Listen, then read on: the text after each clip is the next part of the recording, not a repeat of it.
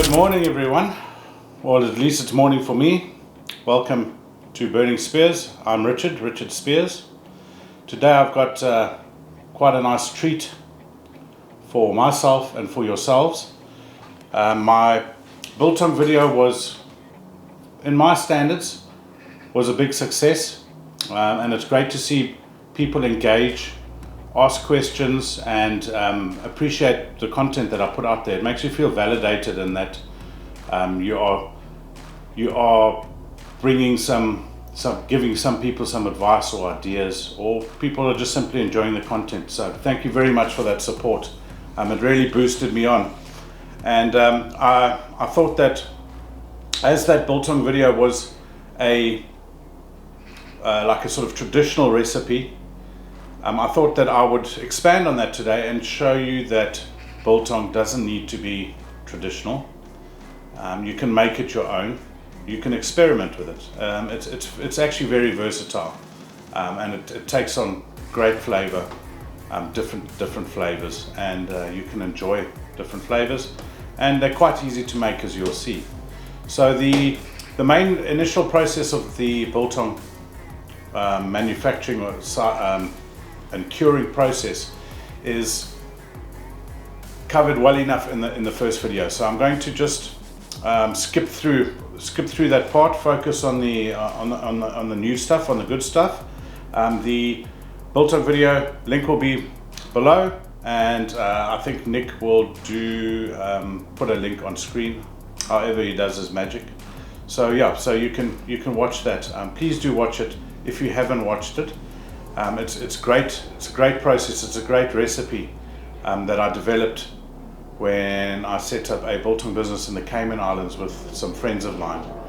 It's the easiest way that I've ever seen to make biltong, and it's very effective.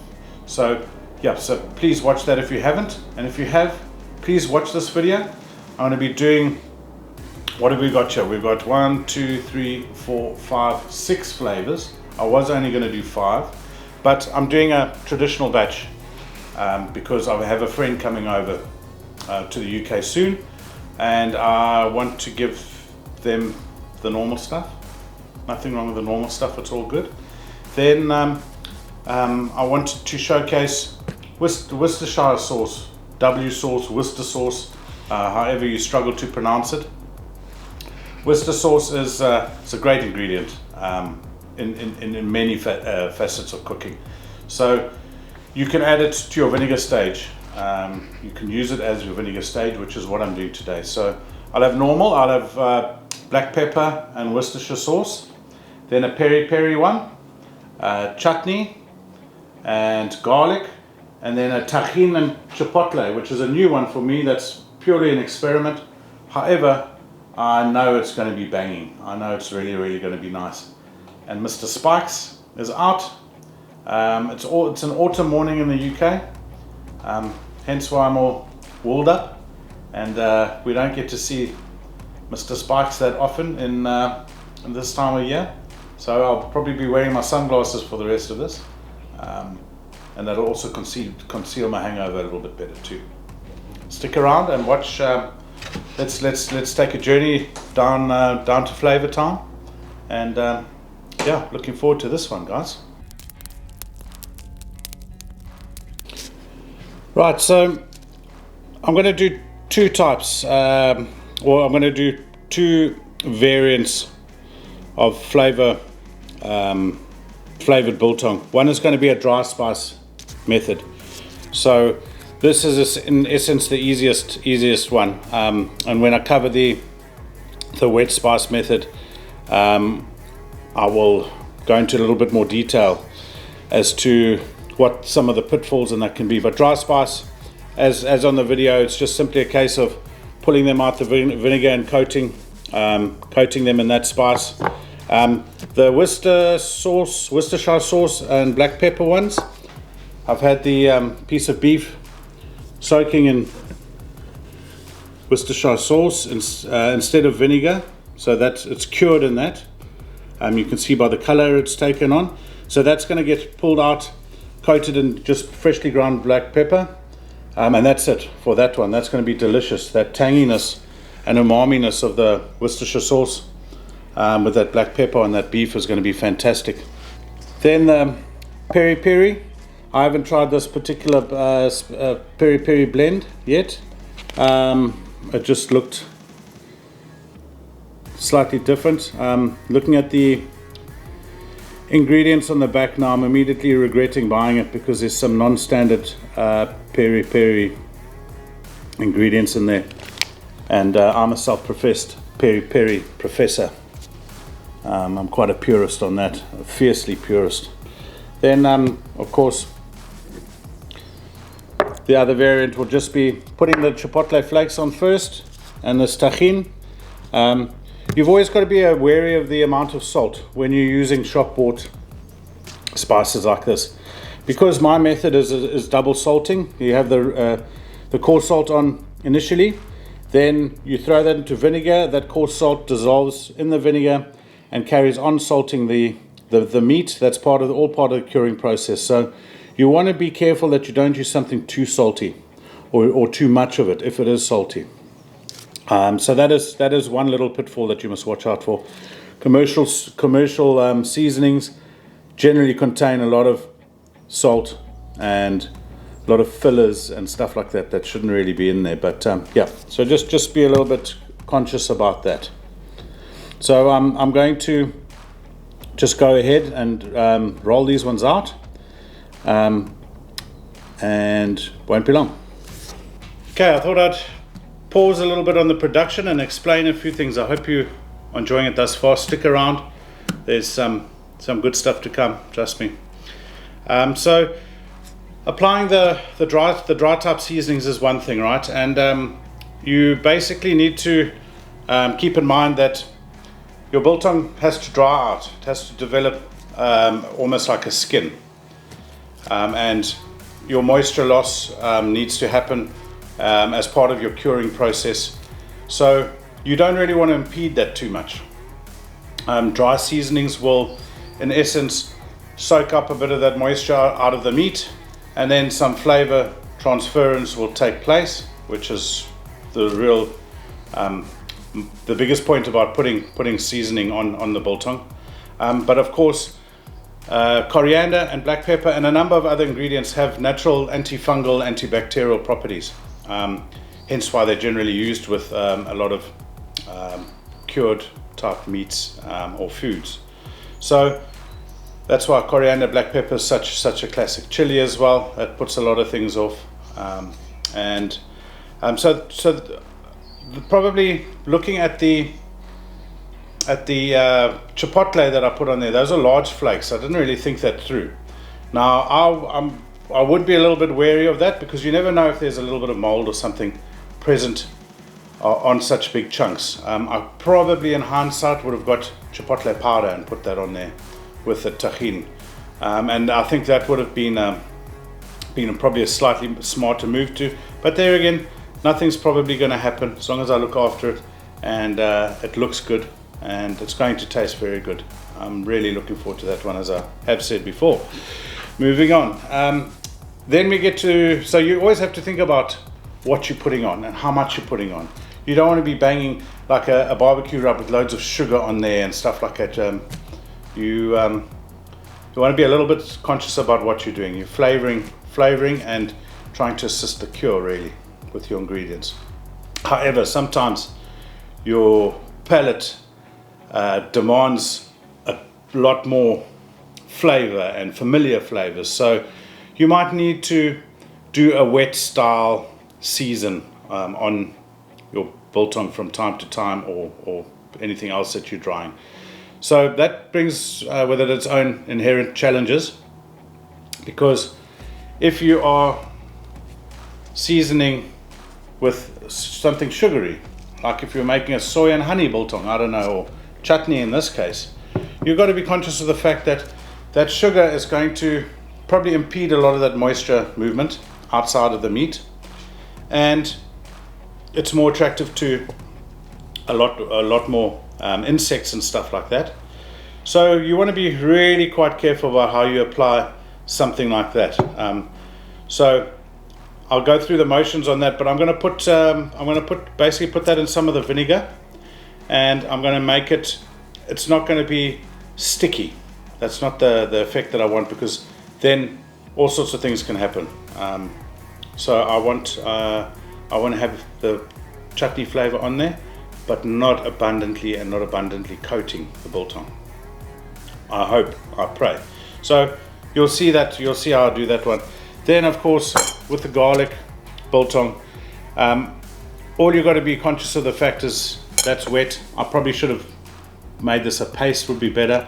So I'm literally going to rub that flavor, and like you would a piece of bread before you grill it and toast it, you just rub a garlic clove across it. So I'm going to massage a lot of that garlic flavor in. There'll be very little of the garlic still on the meat, but then something I've never done before, and it's going to work out just fine because I have garlic granules, just to add some texture, probably a little bit of that dry garlic flavor, which is slightly different, and that should be a wonderful addition to what I would normally do just with plain garlic. So the other thing you might have noticed me do is, yes, I've flavored some stuff with seasoning, etc., etc., but then I threw some of my traditional seasoning on because it's familiar. It is what it is. I like it, and it's nice to have an odd coriander seed sticking around, making it look like biltong. So you'll probably see me do that again on there, so keep an eye out for that. Right, looking forward to getting these two done and getting them in the dryer.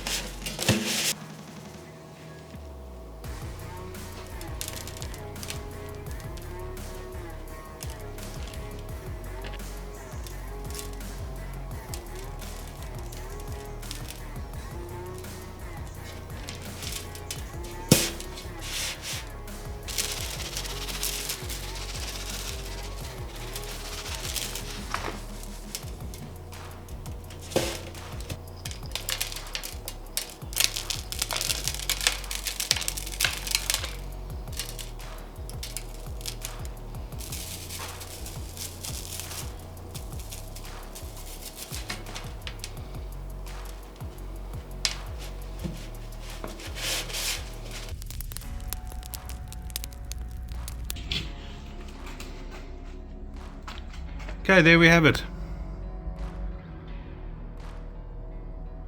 I've put the wet seasoned ones low, close to the heating elements, and the others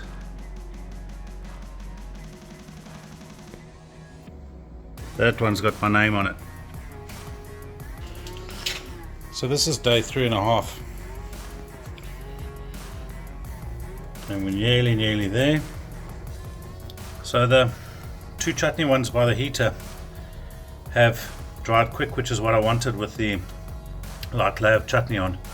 What I'm going to do is remove those and paint them with another thinned out layer of chutney, just to push that smell. And then I'm going to move everything up. The garlic ones as well are quite dry, even though the coating of the dried garlic is a little bit wet still. but looking good.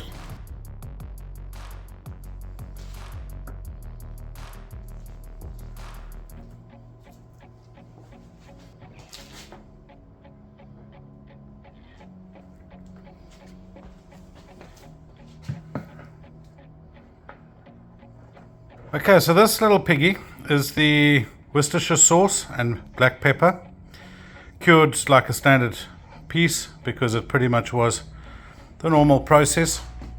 Great color. This is going to be good. The tajin and chipotle took long to dry actually, and the tajins remain damp. So I'm not that convinced it's going to be a great taste. Then of course the shine on these ones would show you that they're the chutney. You can of course use a chutney spice like powder, but I prefer the real deal. My peri peri ones, they're going to be a little bit disappointing because of the brand of peri peri spice I used. People call anything peri peri these days. And then the garlic ones, again that garlic granules held onto a lot of the moisture as well, and they took quite a long time to dry. But it's funny, they remain damp like up till day 3 easy, and then on day 4 they just go off. Then of course the traditional, the normal one. So what I'm going to do is slice these up, and you will see the color on the inside and all that, and a lot of the spice rubs off, which is fine. It's done its job. You can sprinkle it on again after if you want.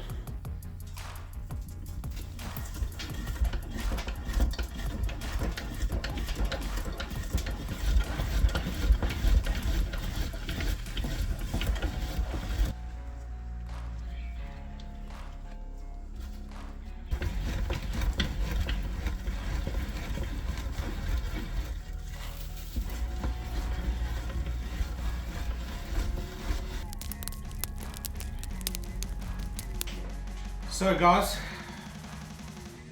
6 different flavors of biltong. I haven't done anything like this before. It was great to run with the ones I know and to experiment a little bit as well. So I'll just run you through thoughts and comments and maybe some corrections that I will have realized. So yeah, I'll start with the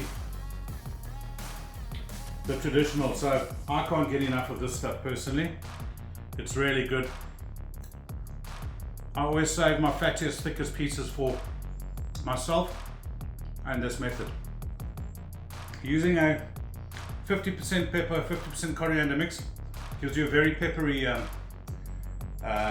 biltong, which is great because young kids and a lot of other people don't like it, so it means more for you.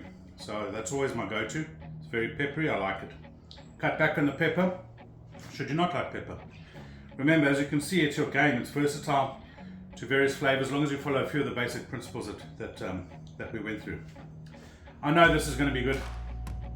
Worcestershire sauce and black pepper is my second go-to, absolute champion. A little bit sweeter, but it satisfies your soul. So that is an essential for you to try. Definitely. The traditional and that one. Chutney, gonna be good, but sweet. Sweet, vinegary. Salt comes through at the end. Takes on a little bit of a roller coaster. Almost as much as these two, but it's certainly very, very good. And the savory comes through at the end quite strangely. I think it's as soon as that sweetness goes off, then the salty savory becomes more pronounced, and the change is quite accurate in your mouth. Garlic. Now, you either love this or hate it. If you don't like garlic, or you might think you've tried first time, use a little less garlic than you saw me do. And I wouldn't put the powdered garlic on next time. I think it detracts from it a little bit. I thought it would supplement or add, but you don't really need to when something's really good, right? If you like garlic bread, you'll love that. Then we're going to go to the disappointing peri peri one now. As soon as I shook that stuff onto this, I knew it was going to be herby, which peri peri sauce is not herby. It's one thing it isn't.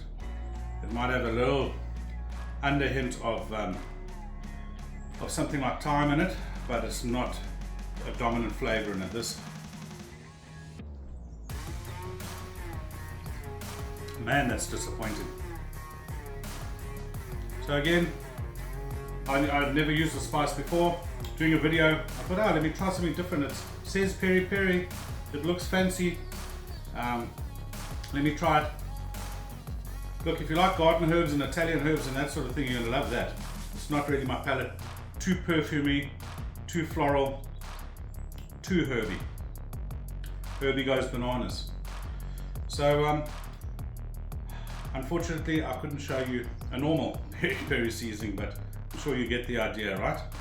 And don't be afraid to experiment. Next time, steer clear of that brand.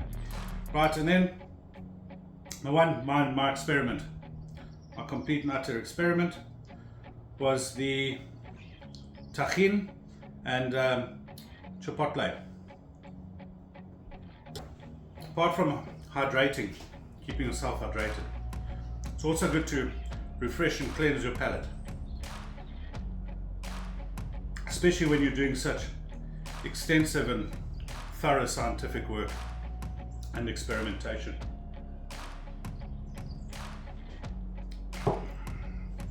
I had to do that because this has got me on the fence. Let me get some with some fat on as well. Okay, so the sourness of the tajin, naturally you would expect it to be sour, especially with the amount I whacked on here, isn't particularly amazing. There is something slightly woody from the chipotle, which is cool, which is really nice, but the sourness detracts from a lot of the meatiness and the depth, the whole point of biltong, I suppose. So incidentally, that may be mixed with a little bit of the peri peri, might have made it more peri peri-esque because of the acid from the tajin, but you need more heat on that. You know, you've got a Mexican spice and then a dried chili on there. You would expect a little bit of punch. There's not a lot of punch on that. So a little bit disappointed on that. Actually, it gets better. It gets better and better. Maybe it's because my palate was cleansed. But certainly nowhere near these. This would have been up here. Sort of 1, 2, 3, or 1, 2, 3 in my books normally. But anyway, I've moaned about it enough. I doth protest too much. So I hope you enjoyed this vid, and thank you for your support on my main vid. Like I say again, watch that video for the basics if you haven't seen it, and I hope that you guys experiment a bit with biltong and get to know it and get to love it. It's really the hardest part is getting it dry, right? But there's loads of ways to make it cheaply as well. Like I said, South Africans will make it out of a cardboard box and a light bulb in a 30 square foot flat somewhere. You know, they will be resourceful enough to do that. So really easy. Get it, try a few of the ones out, see what you like, get your balances right. It's all to your personal taste, right? What you've seen might not be to your taste, but certainly you've got to try and learn these things, and hopefully this gives you some ideas and some new techniques to try and some new flavors to come across. It was a lot of fun to make, and thank you.